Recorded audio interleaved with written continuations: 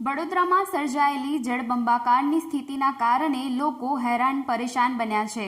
ત્યારે વડોદરામાં સર્જાયેલી પરિસ્થિતિનો તાગ મેળવવા માટે ગુજરાત વિધાનસભા વિપક્ષના નેતા અમિત ચાવડા અને ગુજરાત પ્રદેશ કોંગ્રેસ સમિતિના કાર્યકારી પ્રમુખ ઇન્દ્રવિજયસિંહ ગોહિલ આજે વડોદરા આવી પહોંચ્યા હતા।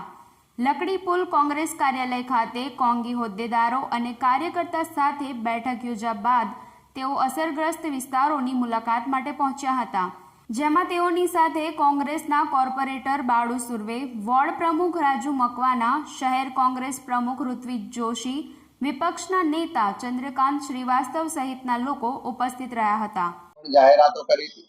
અને છેલ્લા 30 વર્ષથી કોર્પોરેશનમાં પણ ભારતીય જનતા પાર્ટીનું શાસન છે,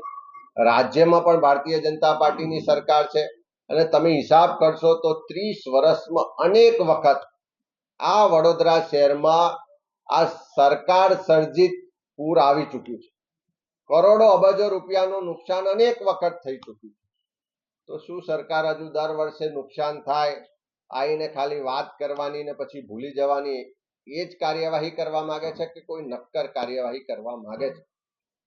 ઉપર આજવાનું પાણી ખંભાત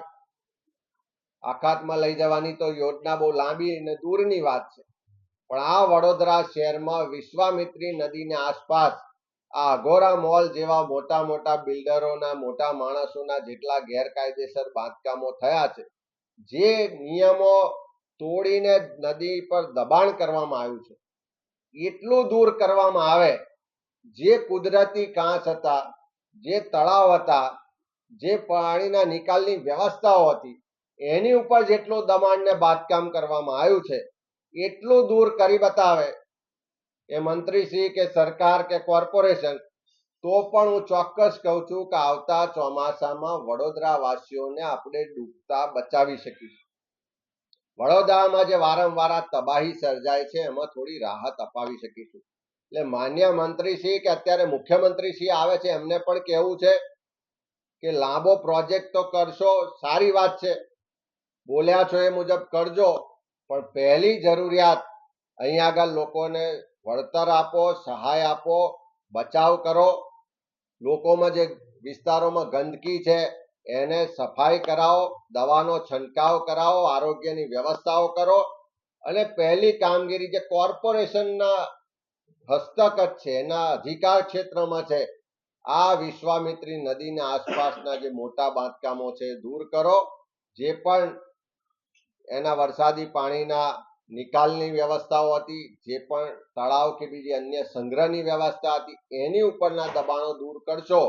તો આ તાત્કાલિક રાહત મળેવી છે અને પહેલી કરે એવી માગણી કરી। વડોદરા શહેરના પૂરગ્રસ્ત વિસ્તારોની મુલાકાત લીધા બાદ ગુજરાત વિધાનસભાના વિપક્ષના નેતા અમિત ચાવડાએ પત્રકાર પરિષદ સંબોધી હતી અને વડોદરા શહેરમાં સર્જાયેલી પરિસ્થિતિ માટે ભ્રષ્ટાચાર, મિલીભગત જવાબદાર હોવાની વાત કહી સમગ્ર મામલે વડોદરાના રાહત માટે સ્પેશિયલ પેકેજ જાહેર કરવાની માંગ કરી હતી। આ ઉપરાંત વડોદરામાં સર્જાયેલી પરિસ્થિતિ માટે SITની રચના કરી તપાસ કરાવવાની વાત પણ કરી હતી।